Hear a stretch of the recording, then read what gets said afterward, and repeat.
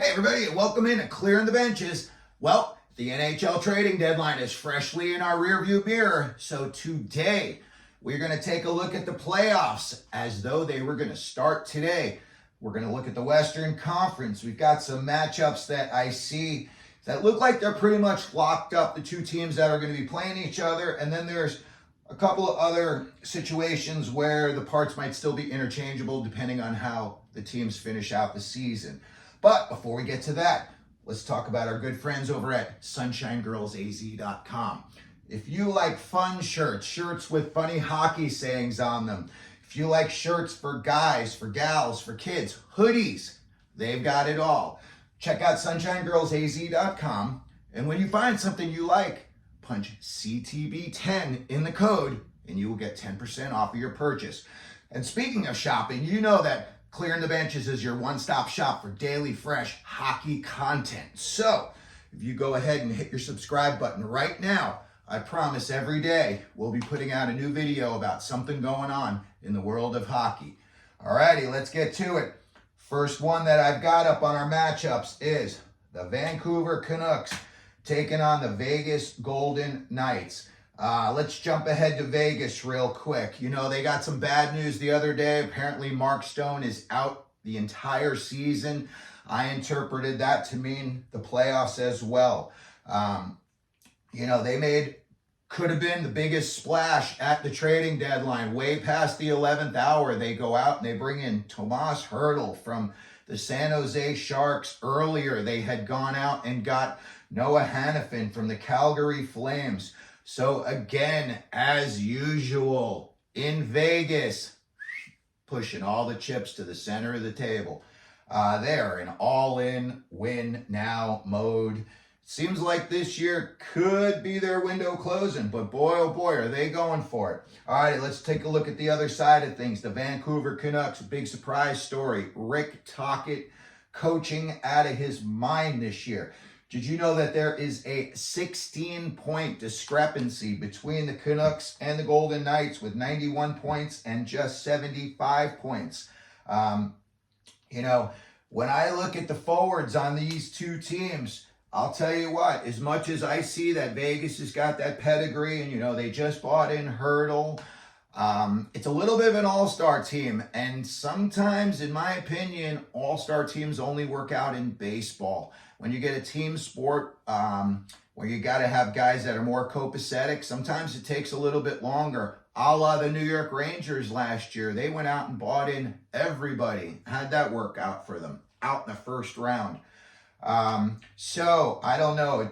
Vegas has still got 20 games to make this mesh, but it could take a minute before that happens. Again, looking at the two forwards, you got a lot of guys on Vancouver that are very, very polished scorers. JT Miller, Brock Besser, you got Pedersen. On the back end, you got Hughes, Hronek. And then you got a big boy in Zadorov. Again, big bodies are playoff teams. The Bruins just went out and bought in, their version of Big Rig and Maroon.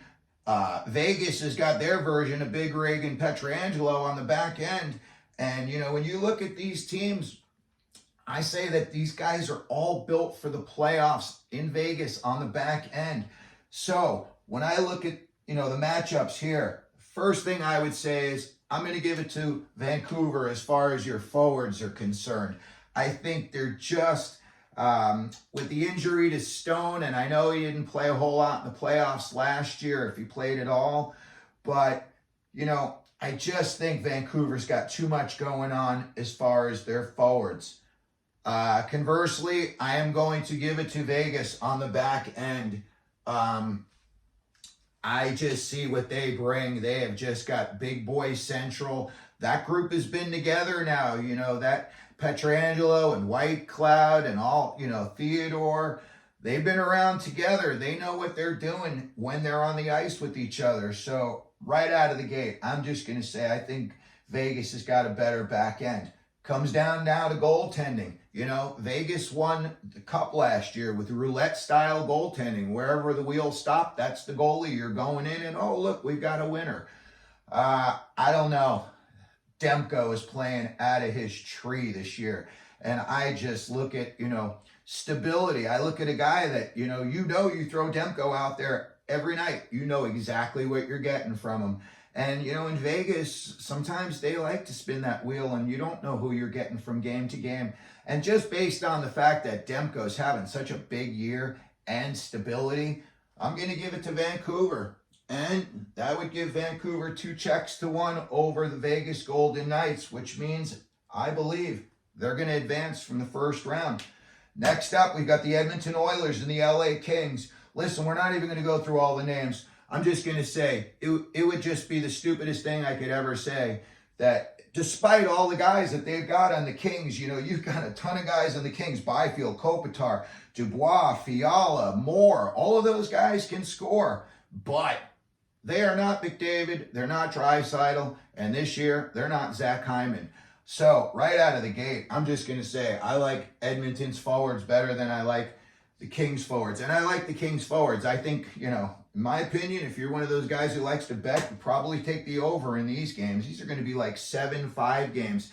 And, the only way those games aren't going to be 7-5 games, and that's going to be if Skinner just really outshines whoever the Kings have got in the pipes that night, And again, now we'll go over to like the defense, guys.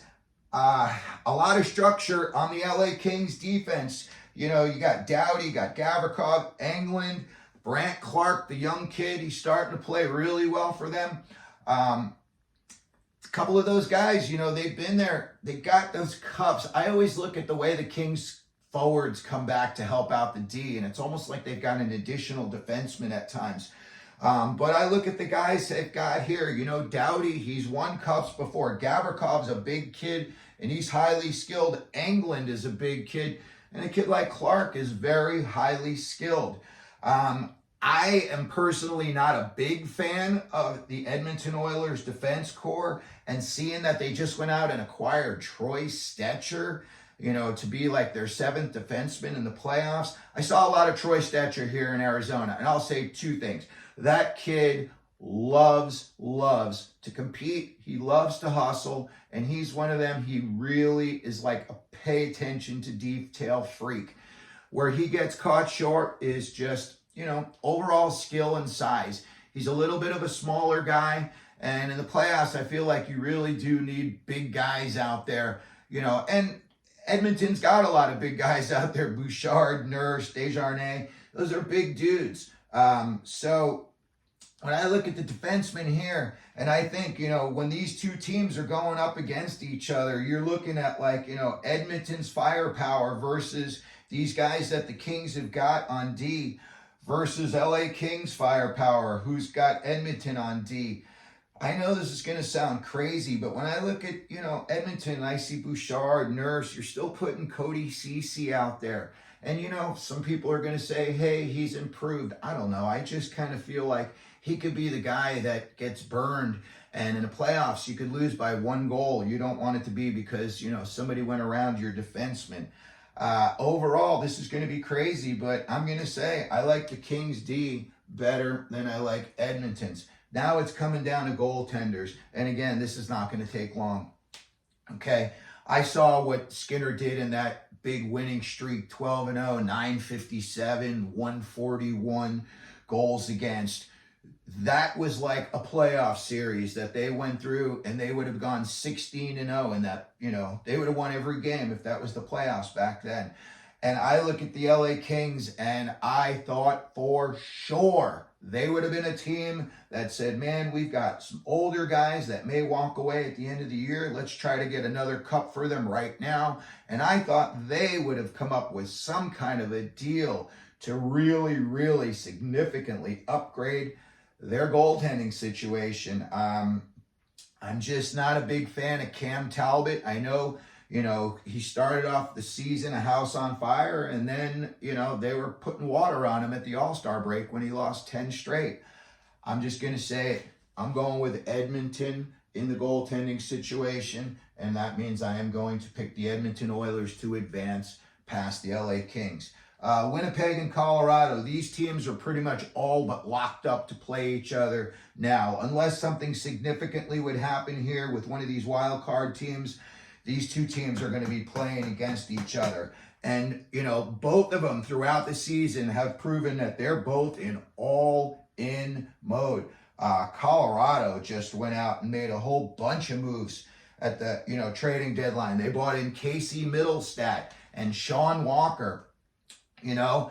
But as I've talked about a million times, I thought for sure, you know, I know they traded away Bowen Byram and they bring in Middlestat, but I think their goaltending backup situation is going to be what could ultimately be their first round demise.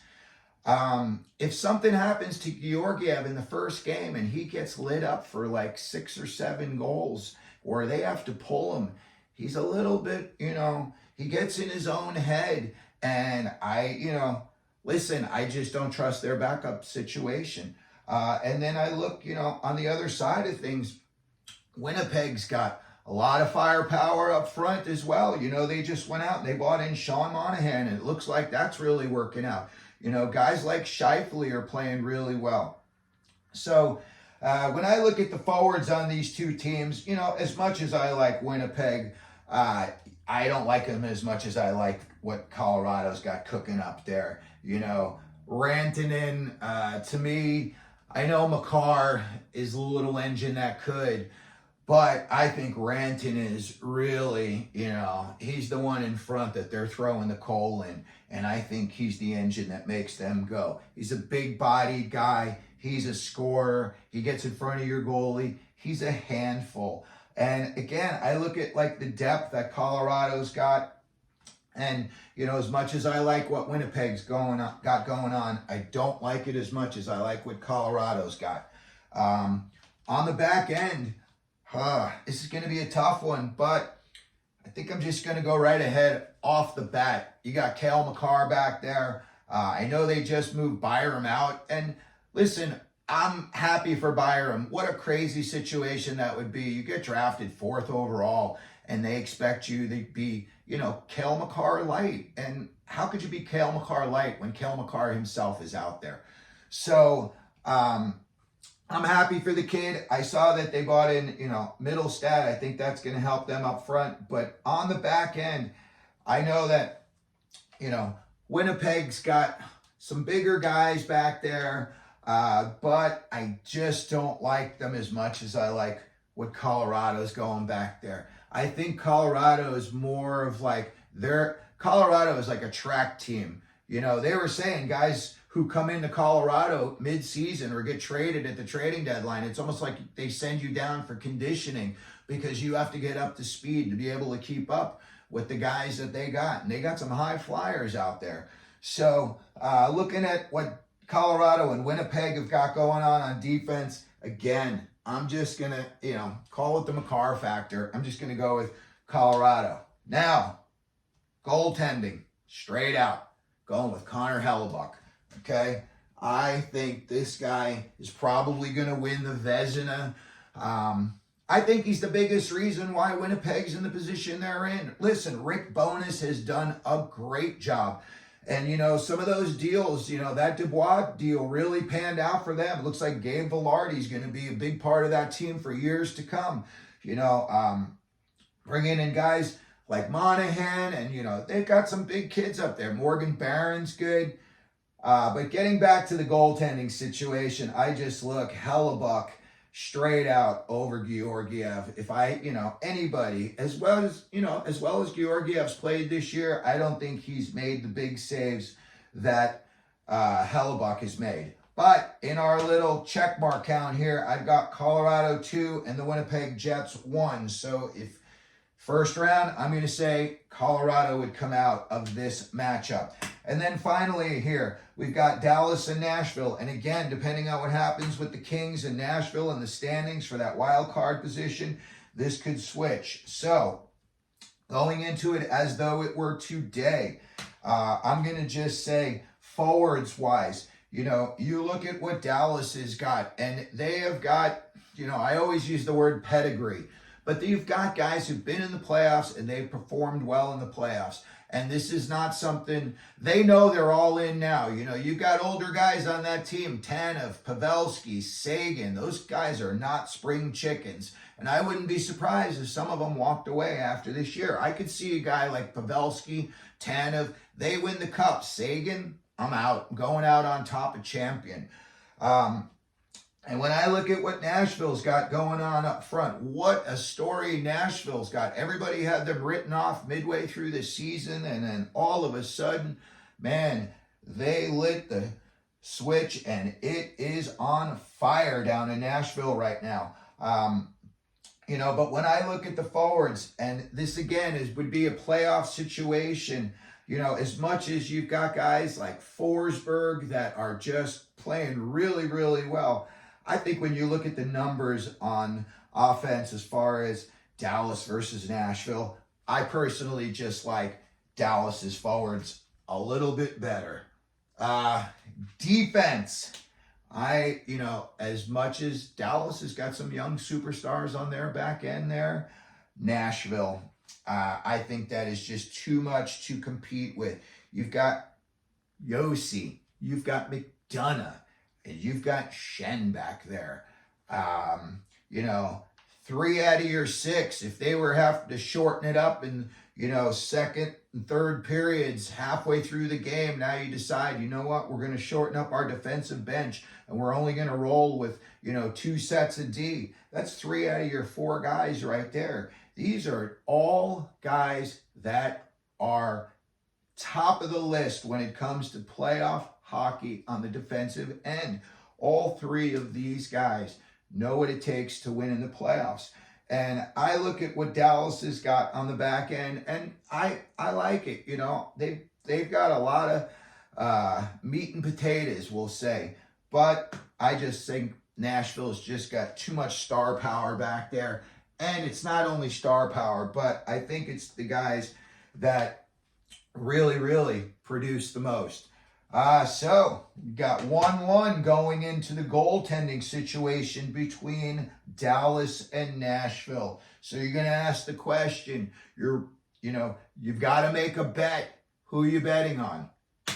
Ottinger or Saros? And I'll tell you what, that is a coin toss. That is, do you like Tim Hortons or do you like Dunkin' Donuts? Do you like Fords or do you like Chevys?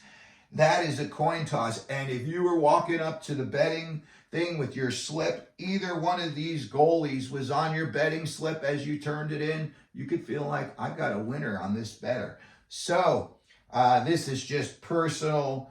I think just the way Nashville's rolling and the fact that Dallas has just got a little bit older forwards, and I think they could get worn down. I think when this is all said and done, UC Saros is going to outplay Ottinger. And in a massive surprise, I would take the Nashville Predators to beat the Dallas Stars in the first round. So there we have it, everybody. Let me know what you think.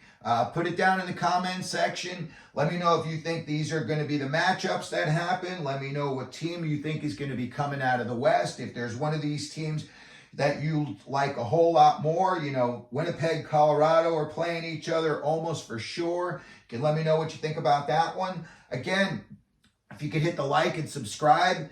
And as we always do here at Clearing the Benches, let them know you're out there.